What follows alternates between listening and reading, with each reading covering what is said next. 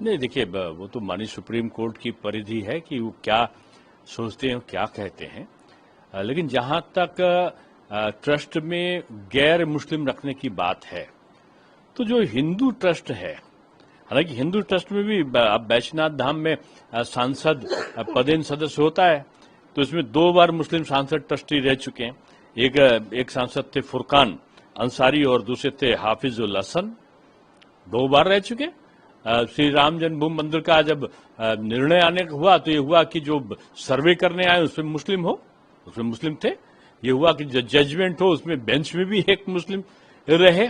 ऐसा नहीं है, लेकिन जहां तक हिंदू धार्मिक ट्रस्ट में मुसलमानों के रहने की, मुस्लिम बंधुओं के रहने की बात है, तो ये कह सकते हैं कि आज तक किसी भी हिंदू ने के जो धार्मिक ट्रस्ट हैं, उन्होंने कभी भी किसी मुस्लिम की जमीन पर कोई दावा दायर नहीं किया है, यानी अपना अधिकार साबित नहीं किया है। और जबकि वक्फ में तमाम जो गैर मुस्लिम थे उनकी जमीनों पर अपना अधिकार घोषित किया गया, तो इसलिए इसमें वक्फ में गैर मुस्लिम होना जो कहा गया, क्योंकि गैर मुस्लिम की जमीन को भी वक्फ में शामिल करने की बात 1995 के एक्ट के बाद से है, तो इसलिए इसमें अगर कोई गैर मुस्लिम रहता है तो जाहिर सी बात है कि वो गैर मुस्लिम की कम से कम जो जमीन है उसका अधिकार को वो सुरक्षित रह सके। हिंदुओं के जो धार्मिक ट्रस्ट हैं, सिर्फ अपने धार्मिक जो स्थल है कि धार्मिक व्यवस्था देखते हैं, उसमें धार्मिक व्यवस्था में गैर हिंदू या मुस्लिम बंधु की कोई उसमें आवश्यकता नहीं होती। वक्फ में जमीन का देखते हैं, और जमीन में भी गैर मुस्लिम की जमीन भी शामिल होती है। इसलिए वक्फ में ये किसी मस्जिद के ट्रस्ट में की बात नहीं हो रही है, ये वक्फ है और वक्फ जमीनों से संबंधित है। इसलिए इसमें ये प्रावधान हुआ कि इसमें गैर हिंदू इसलिए, गैर मुस्लिम इसलिए हो क्योंकि गैर हिंदू की, गैर मुस्लिम की जमीन पर भी वक्फ अपना अधिकार घोषित करता रहा है, इसलिए इस प्रावधान था। तो मैं समझता हूं इसमें कोई विवाद नहीं हो, और माननीय सुप्रीम कोर्ट है, जो भी निर्णय देगी सिरोधार्य है। एक सवाल और है, इससे अलग हटके पश्चिम बंगाल में जो हिंसा है वक्फ प्रदर्शन के नाम पे, उसमें देखा गया बीते दिनों आगजनी हुई, लोगों की जान गई, तमाम तरह की लॉ एंड ऑर्डर की स्थिति रही। कल ममता बनर्जी ने जब अपना संबोधन किया, जहां एक तरफ उन्होंने पीस अपील करी, तो वहीं दूसरी ओर उन्होंने बीएसएफ पे आरोप लगाया कि बीजेपी का एक विंग की तरह बीएसएफ काम कर रही है। मुख्यमंत्री योगी आदित्यनाथ को भोगी कहा उन्होंने। देखिए, ममता जी का जो एक शासन तंत्र के एक अधिष्ठाता के रूप में जो वक्तव्य होना चाहिए, उसके बजाय गली सड़क टाइप के नेताओं का जो उनका वक्तव्य है, वो मैं समझता हूं उचित नहीं है।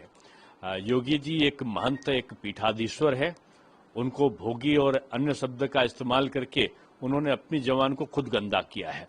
दूसरी चीज, ये शर्मनाक है ममता जी के लिए कि जो पीड़ित थे, जो यानी वहां के जो हिंदू जिनके साथ में घटना घटी थी, उनके बजाय पीड़ा देने वालों के बीच में उन्होंने बैठक करा है। मैं समझता हूं कि ममता जी, आप अपने राजतंत्र के आखिरी दौर में चल रही हो, और आपका जो ये कृत्य है ना, आप अपने बांग्लादेशियों को बुलवा के जो हिंसा कराती हो, और उसके बाद आप क्षमा मांगने के स्थान पर आप क्यों नहीं गए उनकी जगह पर? आपके मंत्री क्यों नहीं गए? जो पीड़ित पक्ष थे, आपने उनको मुआवजा क्यों नहीं दिया? जिनके घर जला दिए गए, उनका कसूर क्या था, ये आपको बताना चाहिए। आप जंगल राज कायम करना चाहते हो, आप डर पैदा करना चाहते हो। अब डरने वाला कोई नहीं है, और ये भी याद रखिए कि आप ज्यादा विदेशी शक्तियों के सहारे भी चलेंगे ना, तो देश का शासन मोदी जी के हाथ में है। सर, इसके साथ पार्टी पे हो रहे के कई नेताओं पे नेशनल हेराल्ड मामले में भी तो अखिलेश यादव ने कहा कि कांग्रेस ने ईडी बनाई थी, हालांकि अभी की सरकार, वर्तमान की सरकार ईडी का दुरुपयोग कर रही है। ईडी को खत्म कर देना चाहिए, क्योंकि जो जांच एजेंसी है ये एजेंट के टाइम पे काम नहीं, उनकी पार्टी भी तो केंद्र की सरकार में नहीं, कांग्रेस के सहयोगी में रहे, तो नहीं खत्म कर दिया? तब तो वो गृह मंत्री जी के खिलाफ और मोदी जी के खिलाफ और किनके खिलाफ एजेंसियां लगाते रहे? किस नेता को छोड़ दिया इन लोगों ने? तब उस समय ईडी अच्छी थी। आज अगर वो निष्पक्ष भाव में कोई काम कर रही हो तो ईडी दोषी है। अरे आप भी तो केंद्र सरकार में समाजवादी पार्टी कांग्रेस के साथ मनमोहन सिंह की सरकार में थी, उसके पहले भी सरकार में थे, आपने क्यों नहीं हटा दिया? इसका सीधा मतलब यही है कि ये सब लोग एक जिसको कहें दुर्भावनाग्रस्त हैं और 27 में उत्तर प्रदेश के चुनाव में हारने की आशंका से ये पीड़ित हैं, तो इनके वक्तव्य को कोई गंभीरता से नहीं लेता।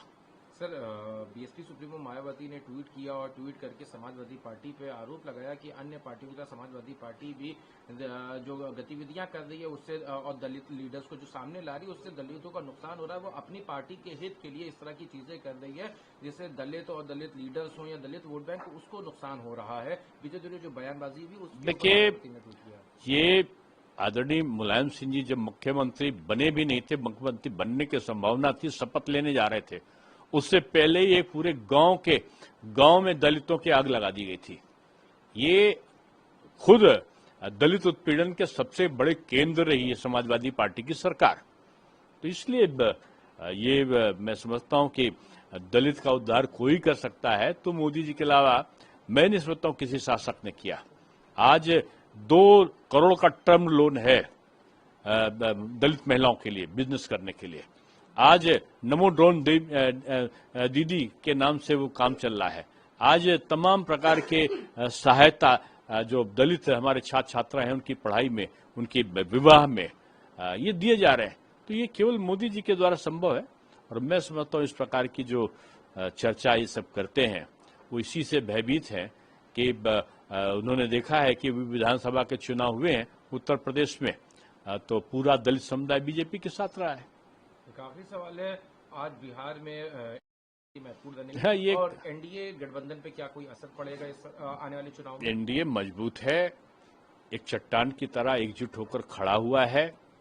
ये सपा, बसपा, माकपा, भाकपा, आप, पाप, कांग्रेस, ये सब विपरीत विचारधाराओं में चलने वाले सत्ता लोलुप लोग हैं। इनका अस्थायी ये गठबंधन केवल चुनाव में बनता है और चुनाव के बाद टूट जाता है। तो इसलिए इनका ना तो जनता विश्वास करती है और ना ही इनसे किसी को भय है।